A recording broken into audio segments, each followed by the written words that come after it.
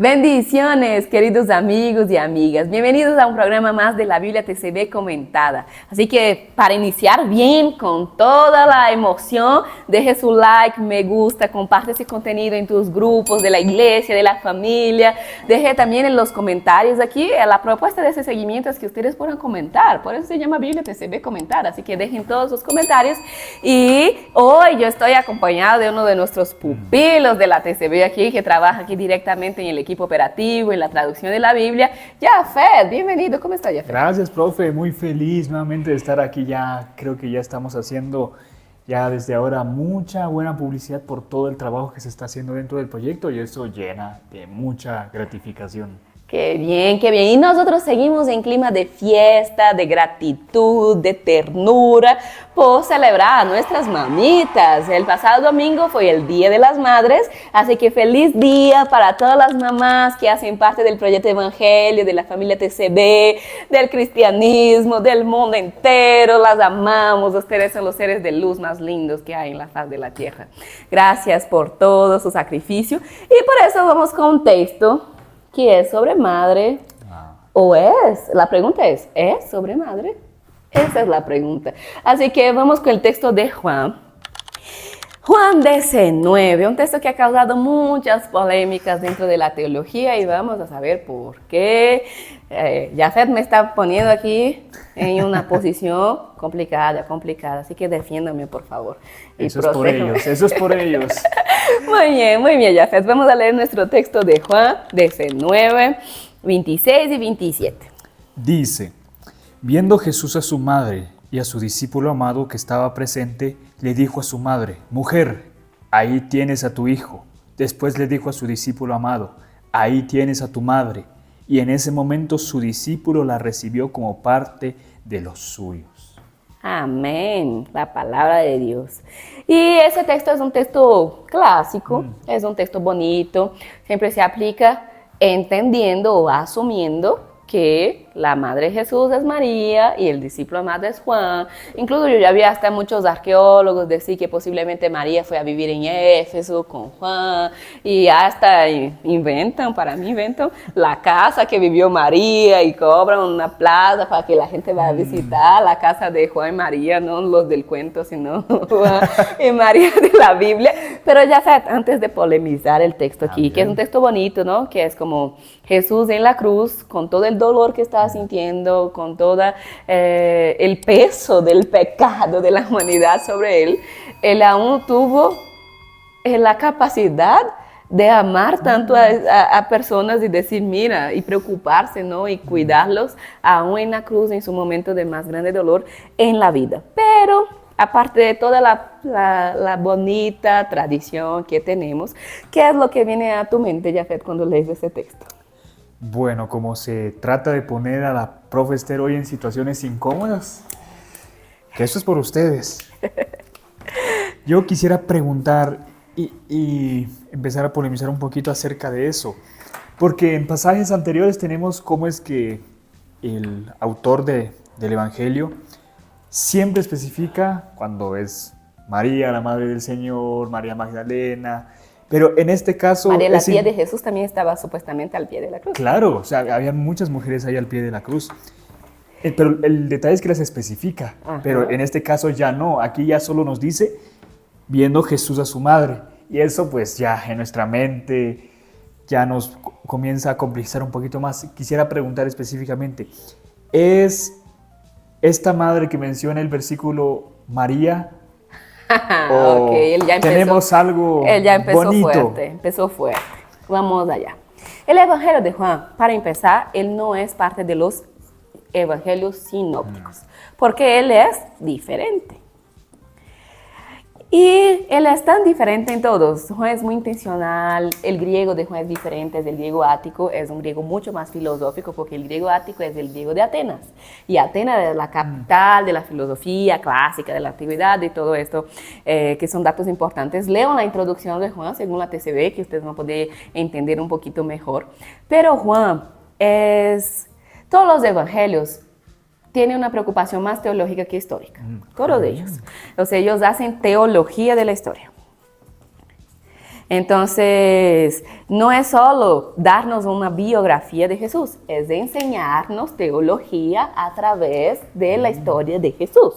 Entonces, por eso que ellos seleccionan cada evangelio de acuerdo a su contexto, a su autor, a sus destinatarios, las partes que ellos quieren contarnos según la intención teológica. El mismo Juan dice, si fuera para escribir todo lo que hizo Jesús, no había libro en este mundo. Entonces yo solo conté las partes que yo quise. No dijo así con esas palabras, pero claro, las partes que consideré importantes para que ustedes entiendan. Y en Juan 20 él va a decir el propósito para que ustedes entiendan que Jesús es el Cristo, el Hijo de Dios. Ese es el objetivo de Juan. Pero Juan, él es espectacular, o sea, el Evangelio de Juan. Yo soy apasionada de la literatura juanina, tanto el Evangelio de Juan como las cartas de Juan, y principalmente el Apocalipsis de Juan, pero el Evangelio de Juan, incluso tengo una curiosidad, voy a desahogarme aquí en algunos segundos, que cuando las personas empiezan a leer la Biblia, se convierten, la gente dice, empiecen por el Evangelio de Juan. No, no hagan eso jamás, por el amor de Dios, porque el Evangelio de Juan es el más profundo, no es el más fácil. Nunca caigan en esa falacia de que el Evangelio de Juan es el más fácil de entender, todo lo contrario. Pero yo diría, empiecen por Marcos, es el más paquito, es el más tranquilo, porque Juan, aunque él parece que es fácil, no es. Todo en Juan es muy profundo. Pongan eso en sus mentes y corazón. Nada de lo que Juan te dice es aleatorio. Juan es muy profundo. Y Juan también, él es muy intencional y muy específico. Por ejemplo, Juan nombra nombres que ningún otro evangelio nombra. Un ejemplo, Malco. Los evangelios dicen, ay, Pedro cortó la oreja de un siervo del sumo sacerdote. Y nunca dijo quién fue. Juan es el único que dice, sabe el nombre de quién Pedro cortó la oreja. El man se llamaba Malco. Y así es que Juan va especificando quién él quiere especificar. Entonces la pregunta es, si Juan está intencional, si Juan está específico, que él nombra otros nombres de personajes que los otros evangelios no nombró, ¿por qué Juan deja algunos nombres de manera, o algunos personajes de manera anónima?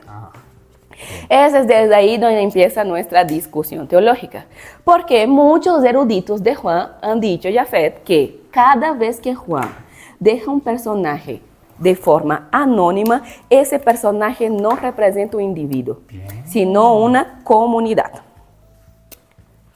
o un grupo de personas, o un pueblo.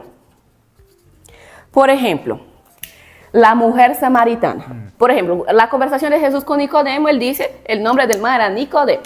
Pero cuando él va a hablar con la mujer samaritana, él dice una mujer samaritana. Y no dice el nombre de la mujer. ¿Por qué? No porque él no quiso, sino porque esa mujer no representa una sola persona, ella representa toda la comunidad de samaritanos. Y así él va haciendo con varios grupos. Él hace con un grupo, decía, y algunos griegos escuchaban a Jesús, o del niño. A mí me encanta la escena de la multiplicación de los panes en Juan 6, porque él dice, y quien dio los 5 panes y los 2 pescaditos fue un niño. Que él no pone el nombre, ni fue contado entre los que del milagro, pero ese niño no representa solo ese pequeño niño, sino todos los niños. Y así él va haciendo, los eruditos de Juan dicen, cada vez que Juan mantiene un personaje anónimo es porque ese personaje no representa un individuo, sino que posiblemente representa una comunidad, un grupo de personas o un pueblo específico. Entonces la pregunta es, el tema con la madre de Jesús es, en ningún momento, en ninguna parte del Evangelio de Juan, él deja claro que la madre de Jesús es María. Ni aquí en ese texto, anteriormente él dice, estaba la madre de Jesús, María, la tía de Jesús, y María Magdalena, pero a la madre de Jesús él no dijo María, la madre de Jesús, no. Él solo pone la madre de Jesús. En ningún momento del Evangelio de Juan él pone María, la madre de Jesús, como si lo hacen los sinópticos.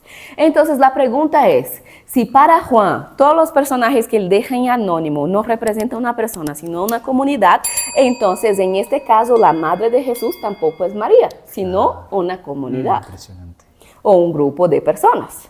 Entonces, esa es la cuestión. Y entonces, ok, asumamos que asumamos que abramos nuestra mente para poder leer los versículos que Juan dice sobre la madre de Jesús como una comunidad. Es solo una teoría, ustedes no están obligados a aceptar, pero es una teoría muy discutida y aceptada en algunos círculos académicos. Entonces la pregunta es, si no es María, si es una comunidad, ¿qué comunidad es la madre de Jesús?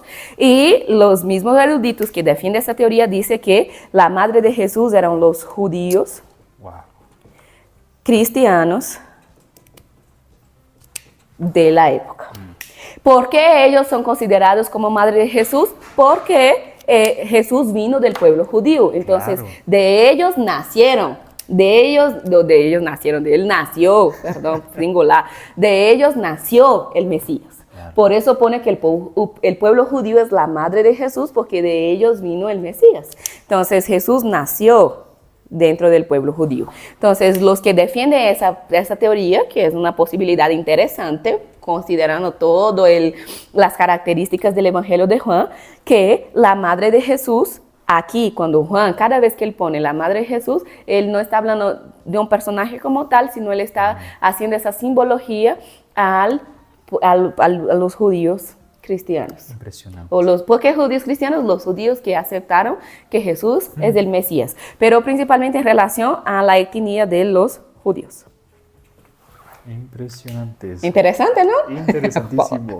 Es algo por lo menos para hacernos pensar, por favor, por favor. Pero, ¿qué más, Jafet? Sí, eso, con esto en mente ahora, ¿qué es lo que te salta más en el texto? Sí, yo creo que igual es importante hacer la salvedad para nuestro público, que a pesar de que esto es así, que estamos teorizando muchas cuestiones interesantes, eso en ningún momento significa que el texto esté corrompido, que sea algo falso. Todo lo contrario, es la intención propia del autor por hacer una teología muy dura, muy pura en ese sentido. Claro, es porque estamos simbolizando, porque Juan se presta para simbolizar. Es el evangelio quizás más simbólico de los sinópticos. Y él usa mucho la alegoría griega, la simbología judía, la simbología griega, para construir su teología. Ahora, profe Esther, para terminar de rematar este cúmulo de tensiones, se viene otra bomba. Hay una teoría bastante extendida, bonita, interesante sobre ese discípulo amado. ¿Qué podemos hablar un poco de ese que pensamos que es San Juan Apóstol? Muy bien. Ese es quizás de los temas más discutidos de la historia de la teología hasta hoy. ¿Quién escribió el Evangelio de Juan? Porque la tradición dijo fue Juan el apóstol. Juan dijo, él es el discípulo amado. Eso fue aceptado por mucho tiempo, pero también ya fue desaceptado desde hace mucho tiempo. Y se empezaron a discutir, investigar. Si el discípulo amado no es Juan, entonces, ¿quién es? Y ahí hay más de 10 teorías de quién puede ser el discípulo amado. Que María Magdalena puede ser el discípulo amado, pero algunos dicen, que me parece, la primera vez que leí esa teoría me dejó pensando, por ejemplo, que Lázaro puede ser el discípulo amado, porque dice, Lázaro a quien tú amas está enfermo, Lázaro a quien tú amas, dice en el texto, y entonces algunos dicen, hasta puede ser Lázaro que escribió el Evangelio de Juan, pero hay muchas teorías y conjeturas sobre quién es el discípulo amado. Pero si vamos a seguir en la línea que estamos hoy, de que cuando Juan pone un personaje anónimo, porque algunos dicen, no, es que Juan no puso que era él mismo por humilde. Esa teoría se desbarata en el mismo texto, porque si él fuera tan humilde, él no iba a decir que Jesús amaba más a él que a todos los demás. Bien. Entonces la cuestión es, por humildad Juan dice que no dijo que él era el discípulo amado. Esa teoría puede ser cuestionada desde muchos aspectos. Claro. Pero la cuestión es, en ningún momento del Evangelio, en ninguna parte, pueden leer Juan todo lo que quieran, en ningún momento dice Juan el discípulo amado. Dice, dice esa semana, yo estaba dando una clase de Nuevo Testamento 3, que es Teología Juanina, y una de mis alumnas dijo, sí, profe, yo leí en el texto que Juan se recostó en el pecho de Jesús en la última cena para preguntar quién le iba a traer. Y yo le dije, pues vamos al texto, quiero que me indiques en el texto, porque ni en griego, ni español, ni portugués, ni ningún otro idioma yo encontré eso. Y no, dice, y el discípulo amado se recostó al pecho de Jesús, pero no dice que Juan el discípulo amado. En ningún momento del Evangelio dice Juan el discípulo amado. Todas las veces solo pone el discípulo amado. Incluso en Juan 21, que es un añadido posterior, pero cuando habla que él va a morir de viejo y eso da paso a una herejía incluso en el primer siglo. Pero la cuestión es que en ningún momento del Evangelio el autor especificó quién es el nombre del discípulo amado. Y es por eso que eso abre paso a muchas teorías. Pero la cuestión es, siguiendo lo que estábamos hablando antes, cuando Juan deja un personaje anónimo, significa que no es un individuo, sino una comunidad. Entonces, hoy, dentro de la academia, cuando decimos el autor de Juan, ya no ponemos quién es Juan. El discípulo de Jesús, uno de los 12. Hoy ya asumimos que el autor de Juan es la comunidad del discípulo amado.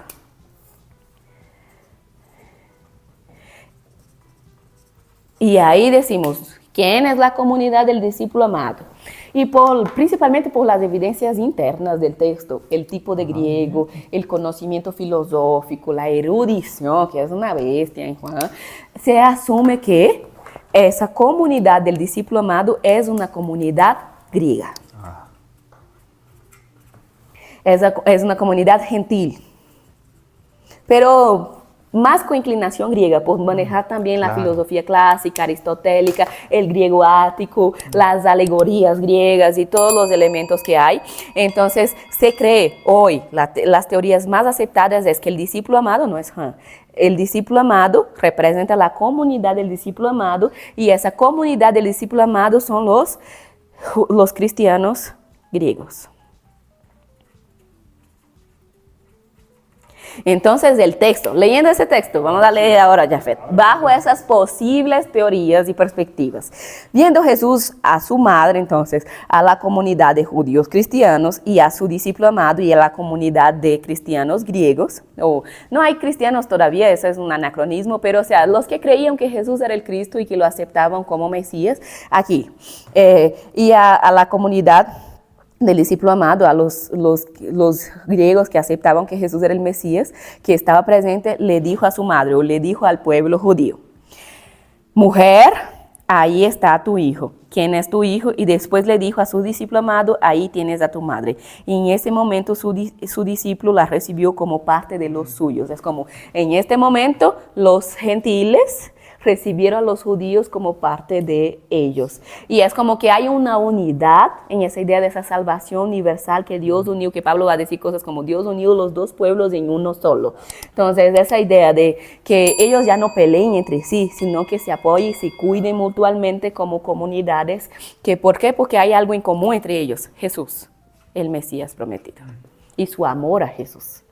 Así que, como mencionamos aquí, dejando muy claro una vez más que esas son teorías que manejamos aquí dentro del mundo teológico, usted no tiene que aceptar como verdad si eso te atribula, si causa problemas en tu corazón, sigue creyendo que es María y sigue creyendo que es Juan, si eso te hace bien, si necesitas eso para tener fe y tener paz, no muevas esto. Pero lo que queremos invitar es que ustedes puedan pensar un poquito más allá de la superficialidad del texto, saber que sobre los textos, principalmente el Evangelio de Juan, todavía tenemos mucha profundidad teológica, muchas discusiones, diferentes posibles teorías y algunas son bien interesantes como esa. O sea, por lo menos me parece así interesante, algo que pensar aquí y volver a releer esos textos bajo esas posibles teorías, lo que cambiaría bastante el sentido del texto para nosotros. Así que con esto, Jafet, que me pecaste la lengua el día de hoy, voy a pedirte que despida nuestra audiencia, pero antes, Jafet, queremos pedir, si tú acompañaste este video hasta aquí, deje todos los comentarios que quiera, pero pero principalmente deje ese comentario, yo hago parte de la comunidad de amados por Jesús. Y ahora sí, te doy la palabra para que puedas despedir nuestra audiencia. Bueno, querida audiencia, querida familia de la TCB, este es un episodio más que ya pudieron ver, enriquecedor, precioso, bonito. Amén. Y que no tiene por qué causar polémica, al contrario, son cosas que nos pueden ayudar. Ya vimos con la lectura que estábamos haciendo, reemplazando los términos, ¿no?, de madre por judíos, de discípulo amado por gentiles, por griegos, y al final de cuentas yo veo ahí el cumplimiento del Evangelio, porque el Señor decía que si alguien peca contra nosotros, cosa que los judíos hacían contra los cristianos gentiles, era primeramente el que había sido ofendido, era el que tenía que ir a pedir perdón, aceptar al otro. Y se cumple el Evangelio en cada palabra del Señor, así que eso es riqueza de las Escrituras, así que vivámoslas y muchas gracias por haber estado con nosotros. Así es, la Biblia es muy profunda y podemos quedarnos toda la vida y aún no va a ser suficiente para seguir sumergiéndonos y sumergiéndonos en el poder de la palabra de Dios. Que Dios les bendiga mucho. Nos vemos la próxima semana en nuestro programa de Biblia TCB Comentada. Shalom.